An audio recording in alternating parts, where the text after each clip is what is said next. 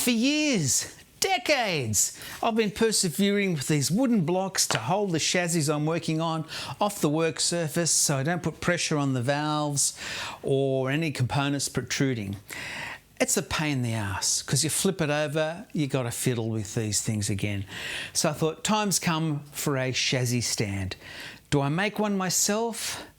Look, I'm an engineer, I'm not a carpenter. Yeah, I could do it, but I would lose so much repair time, I just can't justify it. So I did my research, and one I kept coming back to is the one that I finally ordered. But I've got to say, their service was amazing. From North Carolina to Sydney, Australia, in under a week. Yes, I paid a lot for the shipping, but it was phenomenal service. The one I decided to get was from Mojotone, and let's have a look at it together. I've got to say that I did pay for everything that you're going to see, the chassis stand, the other components that I bought, even the t-shirt. I do, however, should say that I qualify for trade discount because of the volume of work I do, but it's not that much. And I'm sure as anything, any of our viewers in the US will get it way less than what I paid for it. But let's have a look at it now.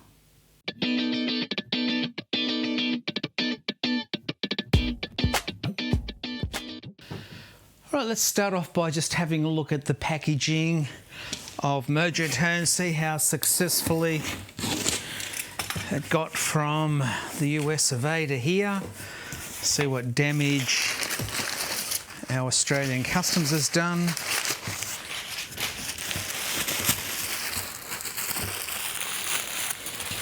Oh, looks good. Okay, got that form-fitting foam. Cool. Oh, excellent. All right, so while this was coming out, I thought I'd also get the send return effects loop buffered. Excellent product. That's the only thing I would use for doing a send return loop. And a t-shirt. I might take off my lurid Nam one from a couple of years ago. Put this on. All right, I'll get changed and be right back. I like it, but I've got a feeling these magnetic flux lines just sort of seem to outline my generous waist. Anyway, back to the amp stand. First impressions of the bass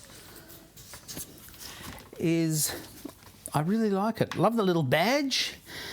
I notice it hasn't been sanded in the slots where it's been routed out.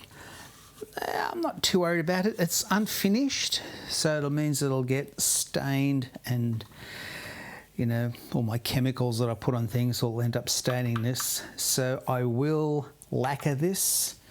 I think that's going to be an essential for me. I really like it's got these little pockets on either side, which can handle the nuts and screws that you take off and the chassis straps. I like that. Cool, cool.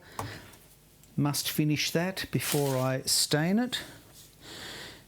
And this is pretty cool too. So it's got a bit of felt lining here, sort of a nice little velour thing, so they can go there. And it looks like this. You can adjust your work angle from almost vertical to horizontal. Very cool. Assume that goes on that side, I would think. And this is going to go on that side. Oh, yeah, that's right, so I can do that. Now, but I am concerned about me staining it. You know, it cost quite a bit of money to get it shipped over here to Australia. So I want to look after it as best I can. So I'll just assemble this to show you. It goes together pretty easy. I think the way I will probably use this is I'll probably fix this to this end and just over here. So I've still got that little tray to use there.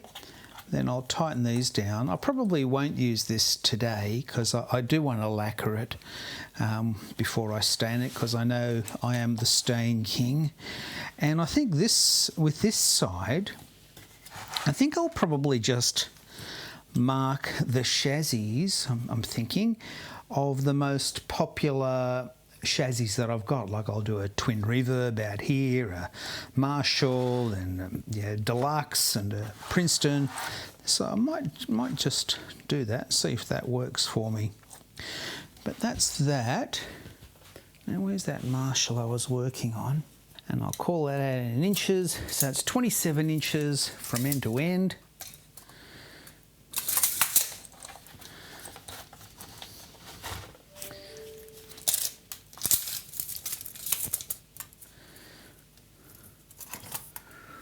Oh, I reckon that's about it. Okay, so we go over that tray a bit there. So I reckon I should be able to just drop this fella in here. And I use the word drop with extreme prejudice. Okay, my measurement wasn't quite right. But voila. There we go. I'm really happy with that. So you can see your adjusting nuts are here on the top, and that'll allow that to slide back and forward. On the bottom, looks like that. And these bits, can't do this single-handed, undo that. And that slides back and forward thusly. They've got some little rubber feet on there now, which is great, or otherwise these things would have caught on my rubber matting. My big area of clucklessness is here, the brackets where this little swivelling bit goes. The adjusting nuts actually on the outside, not on the inside, which I can't begin to tell you all the trouble and confusion that caused me. Simple, isn't it? And yet, there you go, that's the sort of person you're looking at right now. And here it is holding the same chassis that you saw at the very start, only way more securely. That chassis ain't going to go anywhere. Don't have to worry about it toppling over. Not that I ever did, but it was a risk. What would I like to see a little bit different? I think if there was anything you could do, I think these bits of timber, the little side bracket, if they were just a little bit wider, like double the width or 50% more, it just would have given you more leeway. Now you've got to get it fairly precise width setting to be able to sit it in. Otherwise, you're sort of holding it up with one hand and jiggling the end bits in. But yeah, minor thing. I'm really happy with it, and I think it's just going to make my life a little bit easier. Plus, it's at a good working angle. That's a big plus for me. And because if you're here for hour after hour, tell you what, your head gets a bit sore, or your neck rather, sort of. This is going to hold it at a little bit more of a comfortable working angle. So I really like it. It's Mojotone chassis stand. You can get them online. Aussies, you might be able to get it from me, but you can get it online yourself for same price. And Americans, as usual, you're lucky. You can get it from Mojotone. I think you can get them from StewMac as well.